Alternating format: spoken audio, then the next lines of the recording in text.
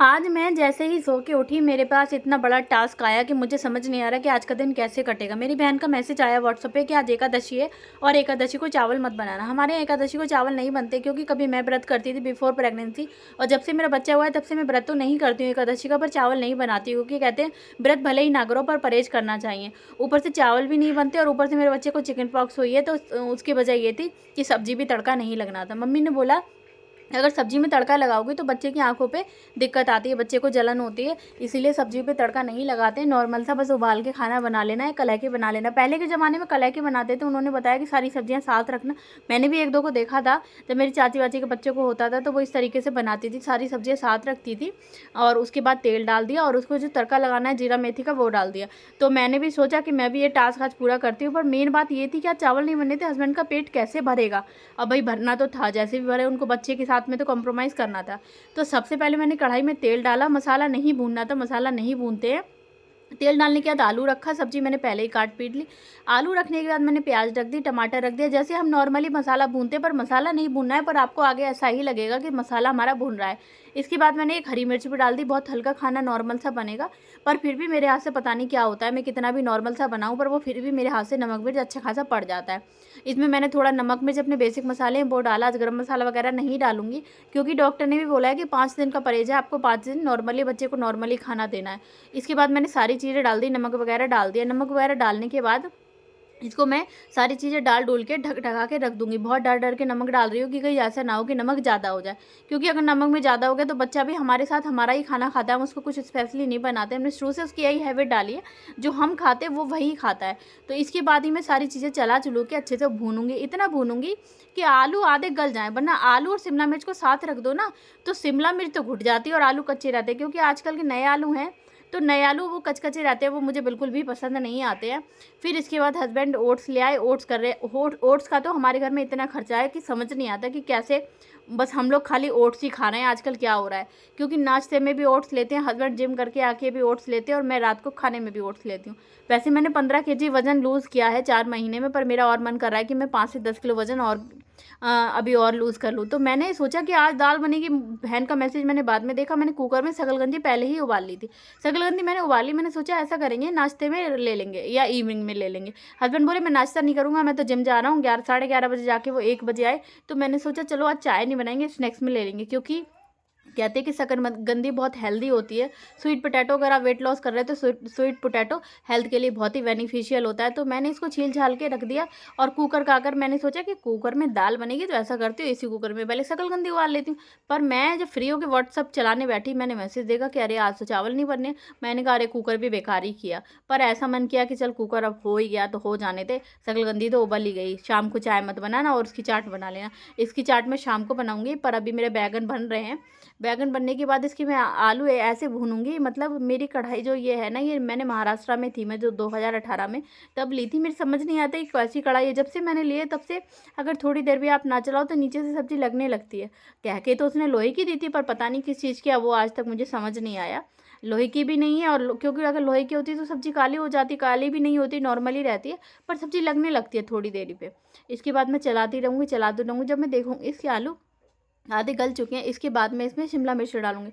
शिमला मिर्च डाल के भी इतना भूनूंगी कि शिमला मिर्च पे मसाला अच्छे से कोट हो जाए, क्योंकि अगर आप अच्छे से भुनाई नहीं करेंगे तो सब्जी में कितना भी कुछ कर लीजिए वो टेस्ट नहीं आएगा। आप एकदम सब्जी डालते ही पानी डाल दोगे तो वो पंचटी लगती है, ऐसा लगता है कि बस पानी में ही 2 मिनट में पका लिए। जब सब्जी अच्छे से मसाला शिमला मिर्च पे कोट हो गया, मैं थोड़ा सा पानी डालूंगी, क्योंकि बिल्कुल सूखी नहीं बनाऊंगी। दाल तो बनाई नहीं थी आज, क्योंकि आज तो सब्जी से ही काम चलाना था। दही तो घर में है, पर हस्बैंड दही नहीं खा रहे, क्योंकि आजकल चेन्नई में भी बारिश वगैरह होती रहती है, तो इस वजह से वो बोले मैं दही नहीं लूँगा। मैं तो ले लेती हूँ नाश्ते में दही, पर वो नहीं लेते हैं। तो इस वजह से अब उनका 1 बजा है, पर उनको अब ओट्स खाना है। हस्बैंड अब जिम करके फ्री हुए तो बोले मैं ओट्स खा रहा हूँ और मैं खाना 2:30 बजे खाऊंगा, 1 डेढ़ घंटे बाद। मैंने कहा ठीक है। उन्होंने अपना ओट्स बना लिया, दूध में हनी डाल के नमक डाल के ओट्स बनाया। ऐसे ही मैं नाश्ते में और नाइट में ओट्स लेती हूँ। ओट्स का हमारे घर में आजकल इतना खर्चा हो रहा है कि समझ नहीं आ रहा, बस हमारी ज़िंदगी ओट्स पे ही चल रही है। क्योंकि ये कहते हैं कि अगर आपने दिन में 1 कटोरी ओट्स ले लिया तो आपके शरीर में 1 कटोरी सब्जी, 1 कटोरी दाल, 1 कटोरी चावल और 2 रोटी का प्रोटीन जाता है। ओट्स में इतना प्रोटीन होता है, इसीलिए उनकी जिम ट्रेनर ने भी बताया कि ओट्स लिया करो, और मैं 1 साल से ओट्स ही लेती हूँ। बीच में गैप कर देती हूँ। जब मैं देखती हूँ अभी वज़न अच्छा खासा लूज़ हो गया है तो मैं अपने नॉर्मल डाइट पे आ जाती हूँ, पराठा वराठा लेने लगती हूँ। पर मैं देखती हूँ अभी बढ़ गया है तो फिर मैं अपने ओट्स पे ही आ जाती हूँ। इतने में मैं बर्तन भी धो लूँगी, क्योंकि भाई बर्तन तो धोने ही थे।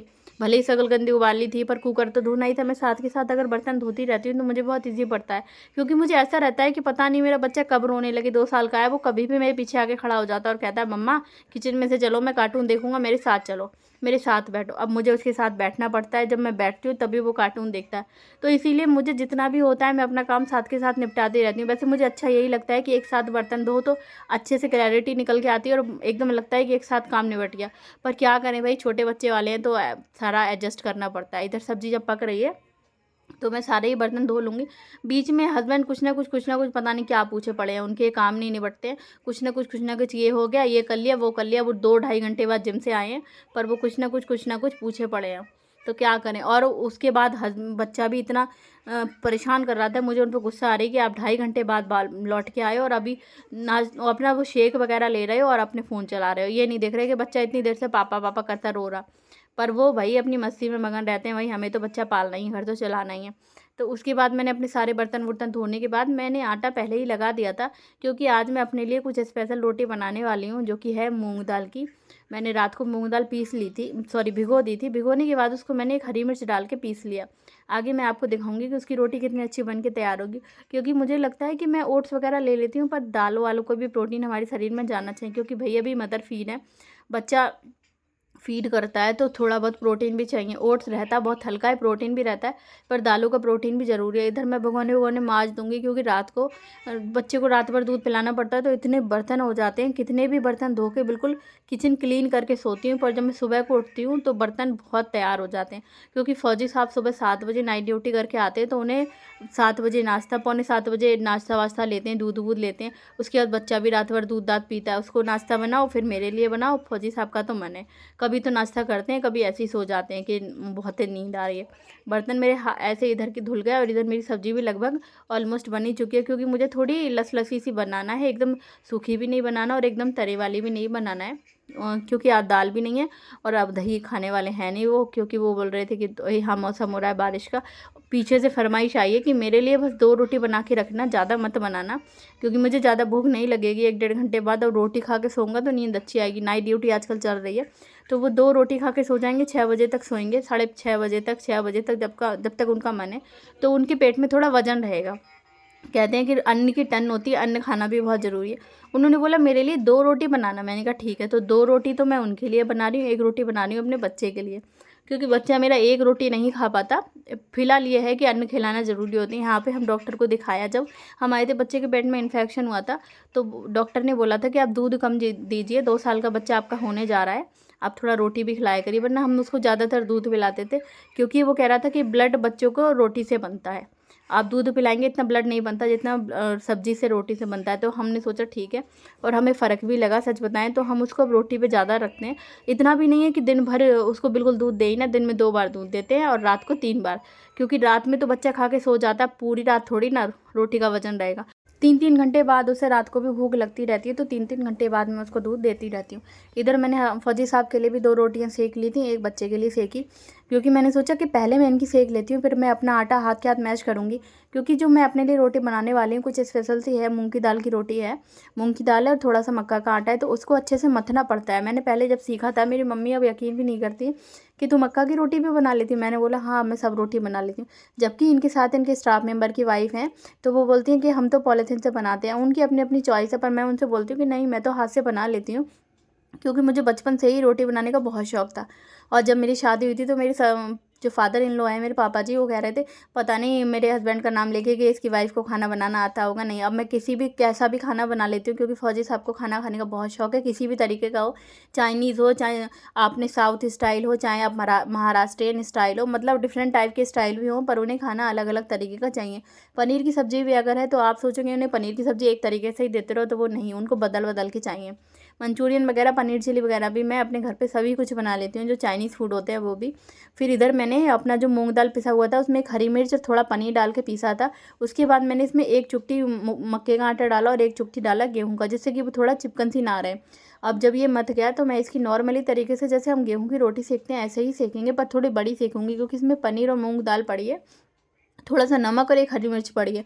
इसकी मैं नॉर्मली तरीके से बेलूँगी और आप देखोगे कितने अच्छे से बिल रही है और बहुत ही अच्छी, बहुत ही टेस्टी बन के तैयार हुई। मैंने तो आज फर्स्ट टाइम, पहले मैं इसका ऐसा चीला बनाती थी, मक्के का आटा नहीं डालती थी इसमें, ओट्स डालती थी, सूजी डालती थी।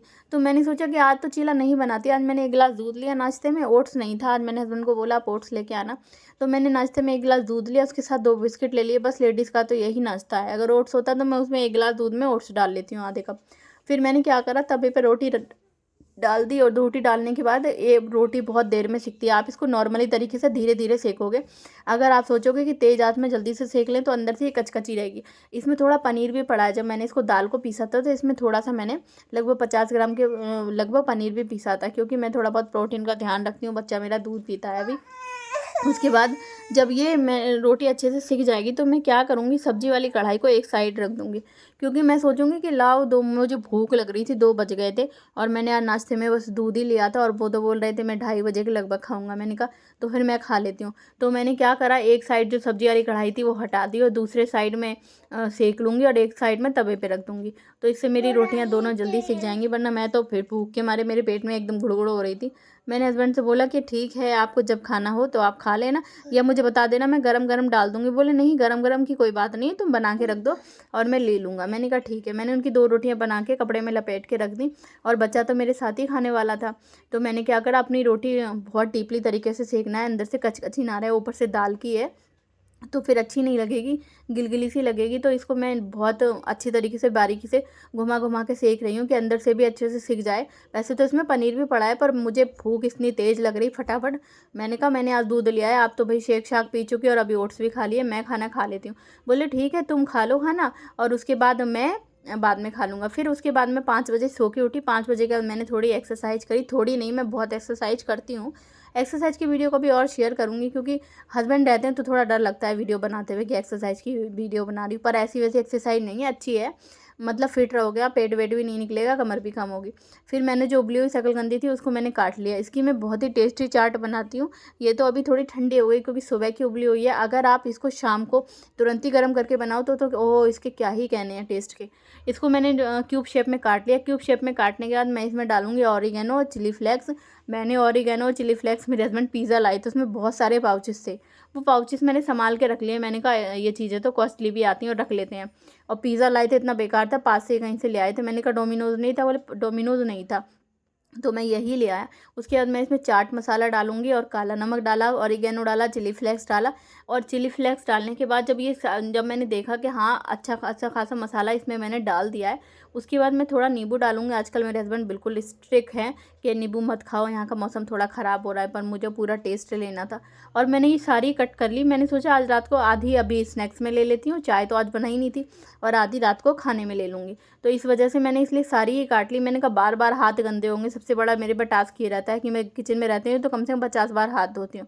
तो मैंने सोचा कि बार बार हाथ गंदे होंगे, ऐसे एक साथ ही बना लेती हूँ, आधी खा लूँगी, आधी ढक के रख दूँगी, फिर खाने में खा लूँगी 7 बजे के लगभग। फिर मैंने हस्बैंड से बोला आप खाएंगे? हस्बैंड बोले नहीं मैं तो नहीं खाऊंगा, तुम खा लो।